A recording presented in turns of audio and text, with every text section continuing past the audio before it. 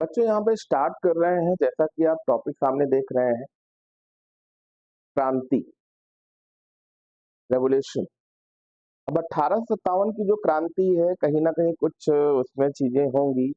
इसकी वजह से क्रांति हुई। लोग काफी हद तक सताए हुए, बहुत ही परेशान थे, जिसकी वजह से लोग कहीं ना कहीं क्रांति की आवाज उठाते हैं, अपने परेशानियों की आवाज उठाते हैं। तो चलिए यहाँ पे हम लोग देखते हैं कि भाई, अंग्रेज जब भारत में आए, उसके बाद बक्सर का युद्ध, प्लासी का युद्ध, और धीरे धीरे पूरे भारत में अपना एक वर्चस्व बनाने के बाद भारतीय सेना को, मतलब भारतीयों को अपनी सेना में रखने के बाद, और भारतवासियों को क्या क्या परेशानियां आई, इन चीजों को हम यहाँ पर देखेंगे। तो देखिए, बहुत ही इंपॉर्टेंट टॉपिक है, और कहीं ना कहीं यहाँ पे एक स्वतंत्रता का इतना तगड़ा बिगुल बजा था कि अगर थोड़ी सी यूनिटी और मिल जाती तो कहीं ना कहीं आज चीजें और भी बदल सकती थी। चलिए, पर यहाँ पे देखते हैं क्या चीजें चेंज हुई, क्या चीजें चेंज नहीं हुई। 1857 की क्रांति, जिसमें कौन कौन लोग शामिल थे, चाहे रानी लक्ष्मीबाई हो, चाहे तात्या टोपे हो, कुंवर सिंह हो, बहुत सारे लोग थे जो अलग अलग इसमें शामिल हुए। और कहीं ना कहीं एक पहला जो स्वतंत्रता संग्राम कह सकते हैं, जिसमें कई सारे लोग अपनी अपनी भागीदारी को लेकर आगे आए। चलिए, तो स्टार्ट करते हैं।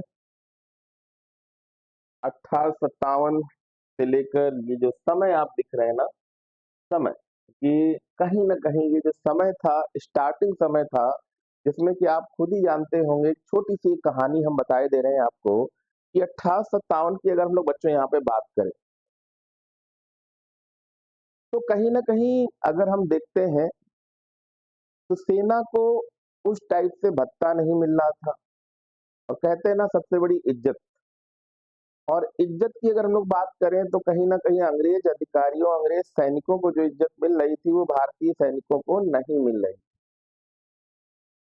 बाहर आने और जाने का, जहाज से यहाँ का सामान वहां पहुंचाना, वहां से कुछ लाना, यहाँ पे जो रिम्बर्समेंट मिलना चाहिए, अतिरिक्त भत्ता मिलना चाहिए, वो नहीं मिल रहा। जो पर्टिकुलर सैलरी होगी उस समय, वो एक सैलरी मिल रही थी, उसके अलावा कोई भत्ता नहीं दिया जा रहा था। बल्कि जो अंग्रेज सैनिक थे, उनको कई तरह के भत्ते और कई तरह की सहूलियत दी जा रही थी। अब ये समस्याएं तो बहुत थी। एक समस्या और थी कि भाई, भारत में कई सारी ऐसी चीजें थी जिनकी वजह से लोग अपने संस्कार समझ सकते हैं, या जो नियम थे वो कर रहे थे। जैसे कुछ खराब भी थे, कुछ अच्छे भी थे, लेकिन जो भारतवासी थे उनको समझ में नहीं आ रहा था। जैसे एक नाम सुना होगा, सती प्रथा। बहुत ही खराब था, जिसको अंग्रेजों ने हटाया, अच्छा किया। लेकिन कहीं ना कहीं कुछ लोग, जिनको अपने धर्म नीति से बहुत ज्यादा प्यार है, उनको ये खराब लगा कि हमारी जो नियम चल रहे थे उसमें अंग्रेजों ने अड़ंगा डाला। सती प्रथा काफी खराब चीज है कि भाई, एक पति के मरने के बाद वाइफ की, एक पत्नी की क्या गलती है कि उसको भी साथ में बैठा दिया जाए। और इस रेवोल्यूशन का जो सबसे बड़ा सेंट्रलाइज पॉइंट था, वो था गाय और सुअर की चर्बी। गाय और सुअर की जो चर्बी होती है, कहीं ना कहीं गाय, आप जानते हो, हमारे भारत में गाय को माता के समान पदवी दी गई है। और कहीं ना कहीं अगर देखते हैं बच्चों, तो गाय और सुअर की चर्बी, सुअर मुस्लिम धर्म के लिए कहीं ना कहीं खराब है, तो गाय हिंदू धर्म के लिए ठीक है। तो इस चर्बी को कहीं ना कहीं अगर देखा जाए, बंदूक में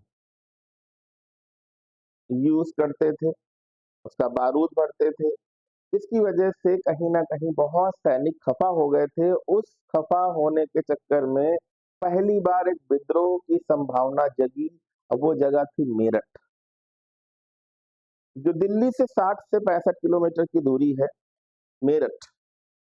अब मेरठ में एक जगह थी, एक छावनी थी जिसको हम लोग बोलते हैं बैरकपुर छावनी। बैरकपुर छावनी में कहीं न कहीं एक कैंडिडेट थे मंगल पांडे। तो पांडे जी सेना से काफ़ी जुड़े हुए थे, सैनिकों से काफ़ी जुड़े हुए, तो सभी लोगों ने उनसे शिकायत करी कि जो हमें बंदूकें दी गई हैं, उनमें गाय और सूअर की चर्बी यूज़ हो रही है और हमारे लिए यह अपनाना बहुत बड़ी मुसीबत है। मंगल पांडे ने शिकायत करी पर उनको बहला-फुसला के हटाया गया कि ऐसा कुछ नहीं है। लेकिन कई जगह से जब ये आवाज़ उठी, तो मंगल पांडे ने पहली बार सैनिकों को साथ लेकर एक रेवोल्यूशन, एक क्रांति की शुरुआत करी। हालांकि ये क्रांति वहीं पे दबा दी गई और मंगल पांडे को अप्रैल का ही सीजन था, फांसी दे दी गई, जिसकी वजह से यह विद्रोह और चिंगारी की तरह नहीं, अब बिल्कुल एक फायर हो गया। भड़क गई एक ऐसी आग, एक ऐसा रेवोल्यूशन जो कहीं ना कहीं मेरठपुर में खतरनाक होता गया और यह धीरे धीरे दिल्ली तक पहुंच गया। बट इसके रीजन हम लोग पढ़ेंगे, यहाँ पे कौन कौन से थे रीजन। सबसे पहला रीजन अगर हम देखते हैं भाई, यहाँ पे क्या था, one of the most important events in India freedom struggle. तो कहीं ना कहीं एक ऐसा स्ट्रगल और संघर्ष देखने को मिला फ्रीडम, स्वतंत्रता के लिए। पहला ये संग्राम कह सकते हैं। East India company rule in India and brought Indian directly under the British crown. इसके बाद क्या हुआ जिसकी वजह से इस स्वतंत्रता संग्राम के बाद कहीं ना कहीं इस क्रांति के खत्म होने के बाद ईस्ट इंडिया कंपनी को खत्म कर दिया गया और डायरेक्ट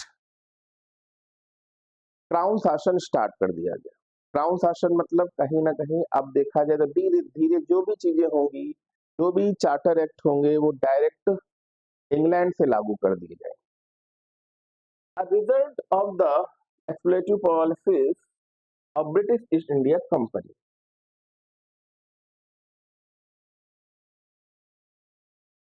तो ये रीजन था और रीजन का क्या प्रभाव पड़ेगा वो मैंने बता दिया। बट रीजन क्या था कि जो रीजन थे, जो कारण थे जिसकी वजह से कहीं ना कहीं ये रेवोल्यूशन हुआ। तो सबसे पहले अगर हम रेवोल्यूशन की बात करें तो भाई इकोनॉमिक कॉसेस, ठीक है, एक्सॉर्बिटेंट टैक्सेस ऑन फार्मर्स। कहीं ना कहीं भाई जो किसान थे, किसानों से जो लगान था, लगान मूवी देखी होगी, लगान वसूलना, पानी नहीं बरस रहा है, अकाल पड़ा हुआ है, कई तरह की परेशानियां हैं, फिर भी लगान जरूरी था। तो लगान को वसूलने के लिए इनकी जो जिद थी वो कहीं ना कहीं परेशानी का सबब बनी। आगे देखते हैं, गवर्नमेंट जमींदार, money lender trade. Industrial revolution in England, England में भी इंडस्ट्रियल रेवोल्यूशन चल रही थी। Discriminatory tariff policy against Indian product. तो टैरिफ वर्ड तो अभी ताजा ताजा आपने सुना ही होगा। अमेरिका में या अमेरिका के द्वारा जो टैरिफ लगाए गए हैं, चाइना, इंडिया, हर जगह एक टैक्स की तरह होता है कि भाई आप जो हमारे वहां सामान बेच रहे हो उस पे हम टैक्स लेंगे और जो आप हमारा सामान अपने वहां बेच रहे हो उसके आधार पर जो टैक्स निर्धारित होता है, टैरिफ। पॉलिटिकल कॉसेस क्या थे? Subsidiary alliance, doctrine of lapse, मतलब हड़प नीति, अगर जिसके बच्चे नहीं होंगे उसकी पूरा राज्य अंग्रेजों का होगा। तो कहीं ना कहीं ये सबसे बड़ी समस्या थी कि चलो कोई हमारा उत्तराधिकारी तो हो सकता है, बट यहाँ पे तो उत्तराधिकारी वाला सेशन ही खत्म कर दिया कि अगर खुद का बच्चा नहीं है तो राज्य अंग्रेजों का होगा। बहुत ही खतरनाक नीति थी। ठीक है। सोशियो रिलीजियस कॉसेस, अब देखो, जो धार्मिक कारण थे, एवोल्यूशन ऑफ सती, जो सती प्रथा थी, मैंने बताया था अभी सती प्रथा। सती प्रथा में क्या होता था कि भाई किसी का पति अगर किसी कारणवश, किसी बीमारीवश अगर वो मर गया है, अगर वो मर गया है तो कहीं ना कहीं उसकी पत्नी को भी साथ में जल के मरना पड़ता था। ये बहुत ही खतरनाक तरीका था। अंग्रेजों ने इसको बंद कराया। चीज अच्छी थी, बट कहीं ना कहीं धार्मिक जो भावनाएं थी वो आहत हुई, जिसकी वजह से भी लोग परेशान हुए। सपोर्ट टू विडो रीमैरिज, कहीं ना कहीं इस पॉइंट के लिए मैं सहमत हूँ कि अंग्रेजों ने बहुत ही अच्छा काम किया। अगर पति मर गया है और लेडीज विधवा हो गई है तो वो अपनी मर्जी से कहीं शादी नहीं कर सकती है। वो जिंदगी एक निर्वासित जीवन बिताएगी, अलग थलग रहेगी। तो इसको रीमैरिज का कॉन्सेप्ट भी अंग्रेजों ने सपोर्ट किया, जो एक अच्छी पॉलिसी थी कहीं ना कहीं उस लेडीज के लिए जिसका पति मर गया। तो ये दो पॉइंट तो अच्छे थे, बट बहुत सारे ऐसे रीजन थे जिसकी वजह से लोग परेशान थे। और परेशानियां तो हर जगह होती हैं, कोई भी गवर्नमेंट हो, परेशान तो जनता रहती है, बट कुछ रीजन ज्यादा खतरनाक हो जाते हैं जिनकी वजह से रेवोल्यूशन होते हैं। अब यहाँ पर देखिएगा, मैंने तो वो रीजन बताए जो 1857 में देखने को मिले। कुछ अच्छे थे, कुछ बहुत ही खराब थे। ठीक है। दूसरा रीजन अच्छा था, women education.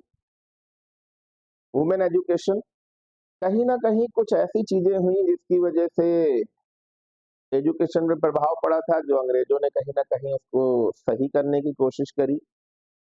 These were seen by a large section of the population as an interference in the social and religious domains of Indian society by the Britishers। कहीं ना कहीं अगर हम लोग देखें तो 1940 से 45 के बीच की जो जनसंख्या थी वो 40 से 45 करोड़ के आसपास ही थी जनसंख्या, और इतनी बड़ी जनसंख्या को अपने धार्मिक और सामाजिक कामों में अंग्रेजों का इंटरफेयर अच्छा नहीं लगा। खबरें उड़ती हैं, पहले इतना ज्यादा कुछ नहीं था पर खबरें उड़ती हैं। आजकल तो होता तो व्हाट्सएप पे शेयर हो जाता है एक दिन में ही, बट चीजें थी जो कहीं ना कहीं ब्रिटिश के कानून इतनी बड़ी जनसंख्या मानने को तैयार नहीं थी। रीजन क्या था? Discontent among Indian people, racial discrimination and low salary. मैंने अभी बताया था कुछ सैनिकों में भी रोष था कि हमें अंग्रेज सैनिकों की तरह ना इज्जत मिलती है, ना उनकी तरह कोई सैलरी मिलता है, ना ही कोई आने जाने का एक्स्ट्रा रिम्बर्समेंट मिलता है। जो अंग्रेजों को दिया जाता था वह भारतीय सैनिकों को नहीं दिया जाता था। Last, annexation of Awadh. तो जो राइफल आई थी, इनफील्ड राइफल बोलते हैं, इनफील्ड, जो ये इनफील्ड राइफल थी, ये कहीं ना कहीं सबसे बड़ा मुद्दा बन के उभरा, सबसे बड़ा मुद्दा बन के उभरा। और ये मुद्दा क्या था? ये मुद्दा क्या था? मैंने अभी बताया था, गाय और सुअर की चर्बी। गाय और सुअर की जो चर्बी थी वो यहाँ पे जब यूज हुई तो कहीं ना कहीं हिंदू और मुस्लिम दोनों की भावनाएं आहत हुई, जिसकी वजह से सबसे ज्यादा रीजन यही बना। अब अगर हम लोग आगे बात करते हैं लीडर्स ऑफ रिवोल्ट्स, मतलब किन किन क्षेत्रों में कौन कौन लीडर रहा जिसकी वजह से इस क्रांति को एक अच्छे से संभाला गया, बट कुछ लोगों का साथ नहीं मिला जिसकी वजह से विफल भी हुई। रीजन लालच भी था। आपने कई सारी मूवी देखी होंगी जिसमें अंग्रेज अधिकारियों ने कई सारे भारतीयों को पैसा दिया या कुछ धन दिया, जिसकी वजह से उन लोगों ने जयचंद का काम किया और उन स्वतंत्रता सेनानियों का नाम भी बता दिया जिसकी वजह से यह क्रांति विफल हुई। तो दिल्ली की अगर हम लोग बात करें बच्चों, यहाँ पर दिल्ली की बात कर रहे हैं, तो दिल्ली में भाई बहादुर शाह जफर एंड खान जी थे। दिल्ली में जो संभाल रहे थे, लीडरशिप संभाल रहे थे, वो कौन थे? बहादुर शाह जफर एंड बख्त खान। कानपुर में कौन था? कानपुर उस समय मैनचेस्टर कहलाता था, नाना साहिब थे। झांसी में रानी लक्ष्मीबाई थी, जिनका बचपन का नाम मनु था। उन्होंने भी देखिएगा दत्तक पुत्र लिया था अपना। कहीं ना कहीं इनको भी राज्य छीनने का बहुत ही डर सता रहा था, क्योंकि अंग्रेज बहुत परेशान कर रहे थे। बिहार में कुंवर सिंह थे,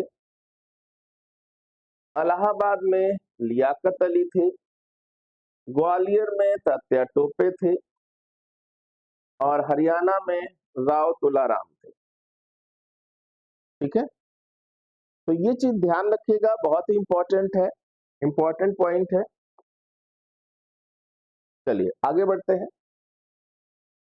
अब फेलियर, भाई रीजन क्या था कि ये क्रांति इतनी अच्छी चली पर फेल हो गई? रीजन क्या था? ठीक है, तो रीजन क्या रहा है इस चीज को देखिएगा। तो लैक ऑफ रिसोर्सेस।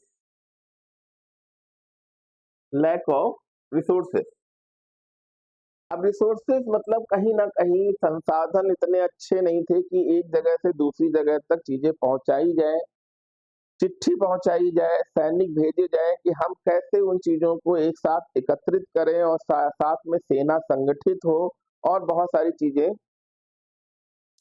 का लैक ऑफ सिस्टम था। लैक ऑफ कोऑर्डिनेशन, देखिए मैंने कहा ना कोऑर्डिनेशन, अगर उस समय मोबाइल होता तो चीजें कहीं ना कहीं आसान तो हो जाती, पर वो अंग्रेजों के लिए भी आसान हो जाती। ठीक है, एंड सेंट्रल लीडरशिप, मतलब कोई भी सेंट्रल लीडरशिप नहीं थी। बहादुर शाह जफर को दिया भी गया तो बहादुर शाह की जो उम्र थी वो कहीं ना कहीं 70 से काफी ऊपर हो चुकी थी, बुजुर्ग थे, तो कहीं ना कहीं कोई सेंट्रल लीडरशिप नहीं थी, जिसकी वजह से यह क्रांति विफल हुई। सपोर्ट ऑफ प्रिंस एंड जमींदार टू ब्रिटिश, देखिए मैंने कहा ना, जो कुछ राजा और जमींदार थे वो सपोर्ट किसका कर रहे थे? अंग्रेजों का। जैसे आज भी आप देख रहे हो भारत में कई सारी क्राइसिस हैं, तो कई सारे लोग हैं जो ऐसी जगह पे सपोर्ट करते हैं जिससे कहीं ना कहीं देश पिछड़ सकता है। Consequences, east India company abolished, मतलब इसका क्या प्रभाव पड़ा? कहीं ना कहीं जो कंपनी थी, कंपनी का शासन खत्म हो गया। Power transfer the British crown, जो सारी शक्तियां थी कंपनी की वो किसको सौंप दी गई?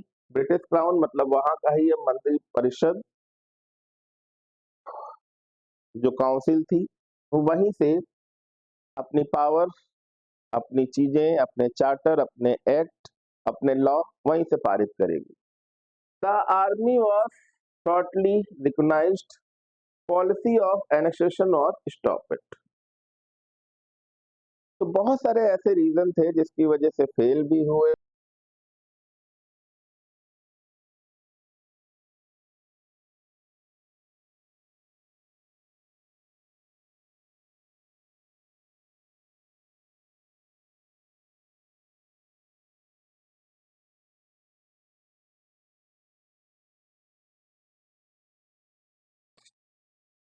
ओके, चलिए तो आगे देखते हैं। यहाँ पर हम लोग